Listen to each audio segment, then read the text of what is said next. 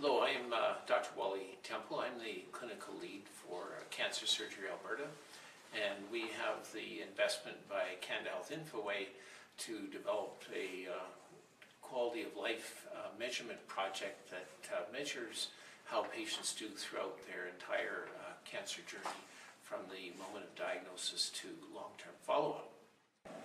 From a clinician's perspective, monitoring patients' quality of life throughout their cancer journey will significantly help us treat our patients at critical times that currently we don't have information on. It'll allow us to, in particular, look at the long-term outcomes that will help us in our judgments of looking after future patients with the same disease. Quality of life throughout a patient's cancer journey will add significantly to our ability to care for our patients better. There are many treatments that have short-term and particularly long-term effects that we don't understand how to manage them, ameliorate them, and knowing this information will significantly affect our choices of treatment in different patient populations.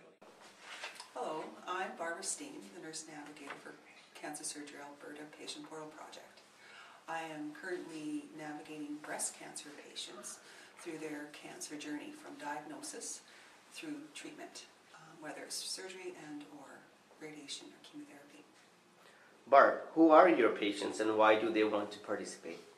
Well, they will always be newly diagnosed breast cancer patients who have just received a diagnosis that they have breast cancer.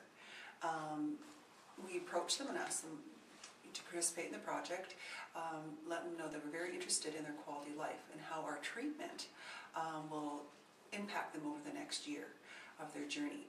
And then at that point they agree, we give them details on the project and sign them up. Do you see any enthusiasm from your patients when you tell them about this project? Absolutely. I think getting diagnosed with breast cancer and an unknown journey ahead, and knowing that somebody is actually interested in their quality of life for the next year, not only just now, and being able to have a familiar face that will be navigating through that scary system is beneficial for them. They're very enthusiastic. How do you see this project benefiting your patients in the future? Well, often there's lots of terminology, scary things ahead, and they get a lot of attention maybe at the very beginning through the Tom Baker and psychosocial support and the nurse navigation that's in place.